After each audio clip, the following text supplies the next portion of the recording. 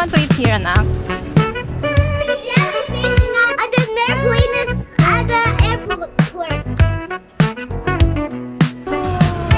Uy!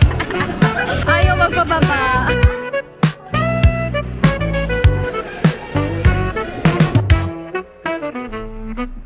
Yes, hi guys. Say hi guys. Hi guys, Kodo Gaga. Ano kaloka ka? So, papunta kami ngayon sa Pasay. Quick staycation kasi kinakailangan kaming paalisin dun sa bahay namin. Meron kasing construction. So, sabi ni Papa, alis muna kami. This is not planned. And siguro ano na rin, para makapag-rest na din. And alam niyo naman si Mikey, bet na bet niya yung mga buildings. You want to see buildings? No, Oh, what do you want to see? I want to see building. Ah, bet sinabi mo no. Nakakalito ka minsan. So yun, nandito pa lang kami sa province namin. And yeah, you will go to? Kagabi kasi sinabi ko na sa kanya na let's go to Manila. And pagkagising niya, sabi niya agad, let's go to Manila. So looking forward siya doon. And also me, kasi parang November pa nung last staycation namin. And last week nag-BGC kami, but balikan lang yun. What do you want? Ayun, so yun, balitaan namin kayo later kung ano yung update. Sipik nanay. Update ko kayo. Update kayo.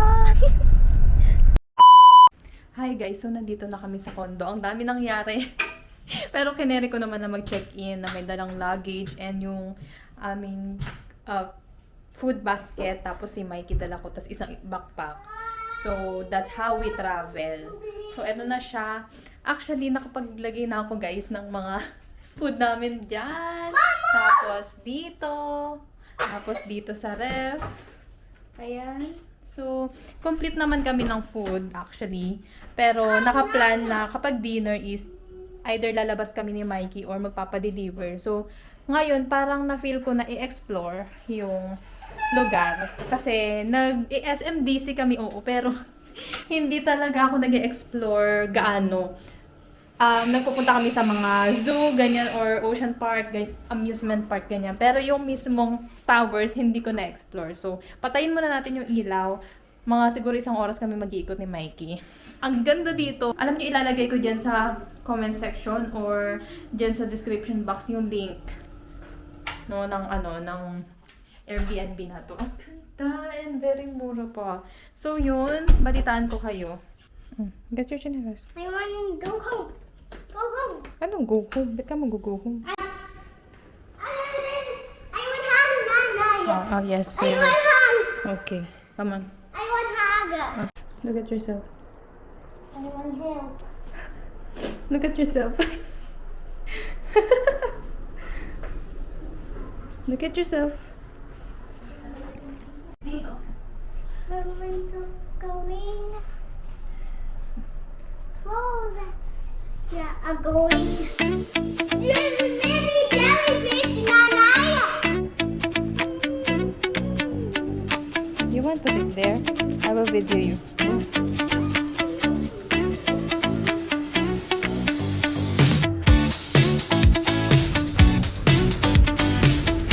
Wow!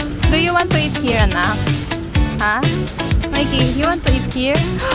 Wow!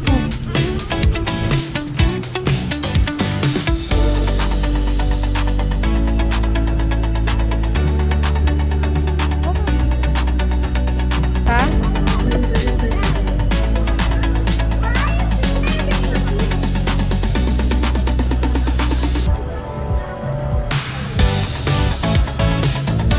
Don't touch that one, ha?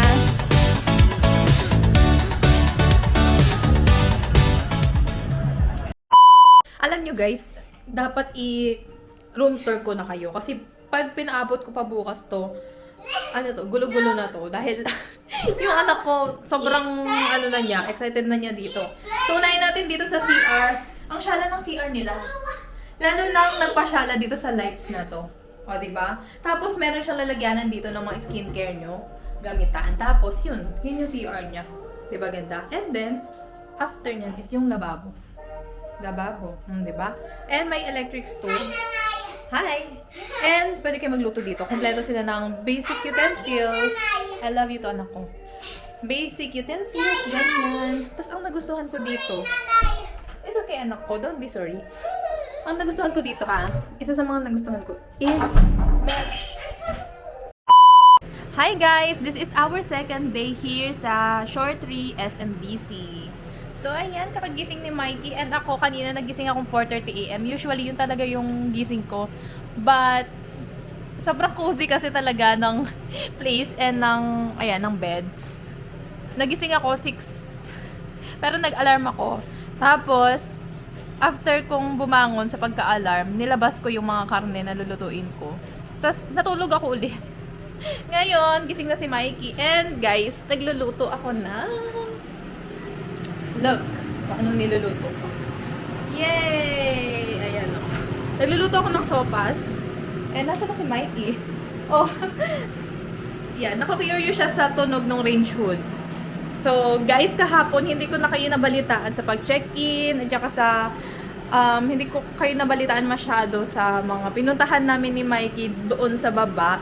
Marami akong nakitang resto, tapos si Mikey naghahanap siya ng Starbucks. Favorite niya doon, mag-aya. Aside sa Starbucks, gusto niya sa Jayco, pero wala akong nakitang Jayco dito. So, namili lang din kami sa baba ng ramen at saka ng chicken na dinner namin. And ngayon naman, yung mga dala ko, lulutuin ko na. Like itong sopas, tapos mamayang lunch, yung fried chicken. And may imi-meet ako na dalawang autism advocate. Mamaya, babalitaan ko kayo kung ano yung mga mangyayari sa amin doon. Magkikita kami sa MOA. Sobrang excited na ako. Yung isa mami na, yung isa naman is meron talaga siyang autism na 25 years old na. So, advocate din ako ng autism awareness because Mikey is clinically diagnosed. So, excited ako makasama sila. So, yun lang. Balitaan ko ulit kayo. Good morning! How's your sleep? How's your sleep? It's fine?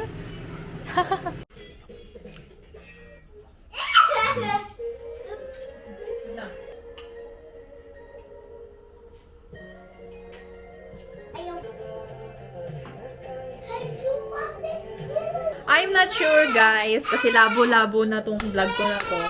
I'm not sure kung na-show ko na sa inyo yung bed. Ano siya? Studio type siya, napadiretso, tapos may kwarto. So yan, dyan ka papasok para makapunta sa bed. And siya na! You know what I love the most about the bed? It's very simple, pero cozy, elegant, aesthetic, and alam nyo yun, sobrang kahit ano siya, hindi naman siya maliit. Saktong-sakto siya sa amin ni Mikey. And if may isang adult pa, kasya pa. Pero parang siksikan na kayo. Parang gano'n. So, yan. Diba? Meron ding cabinet. Cabinet with 2 hangers. But yung isang hanger ay naputol ni Mikey. So, yan.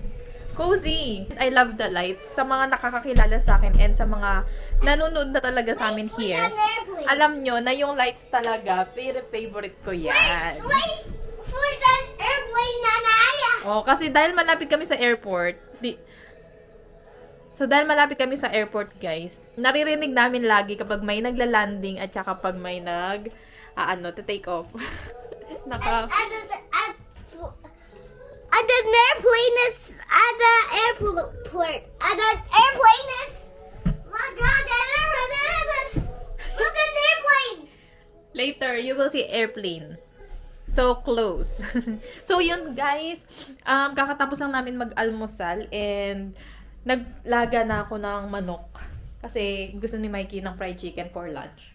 So pinag-iisipan ko pa kung magsasaing pa ako kasi may natira pa kaming sopas, macaroni soup, and then ito, naglaga na ako ng ipiprito mamaya. So far, okay yung stay namin dito, and mamaya may imimit kami as I've said kanina.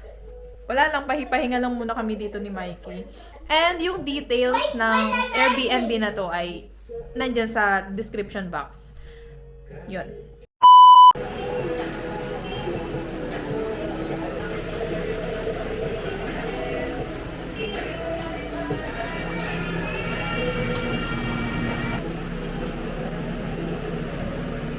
Yes, so magla-lunch na kami guys. Ito yung lunch namin ni Mikey. Yung inalmusal namin na sopas. And itong nagluto lang ako ng fried chicken.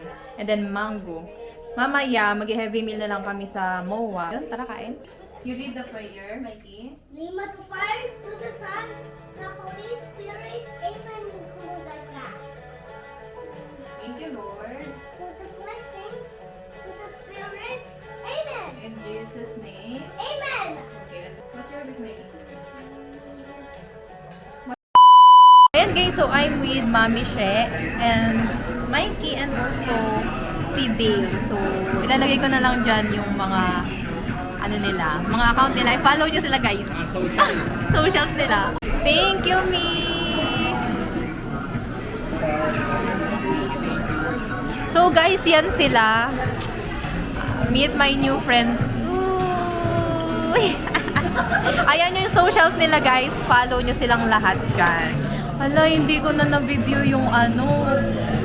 Ito, hindi na ako naka-video dun sa pinuntahan natin na churros at saka sa ano yun? Ano? Barbecue chicken. Kasi first time namin mag-meet guys.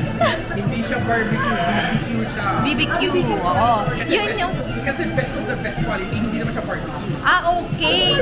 Yun yung nasa isip ko. Kasi hindi siya barbecue na ano, no? Hindi siya yung inihaw na barbecue, kaya hindi siya. Oo. Ay, yun pala yun. Yun din yung nasa isip ko. Kasi first time namin mag-meet, guys. Tapos, para na kaming 10 years na magkakakilala. So, pwede ba kayo makita?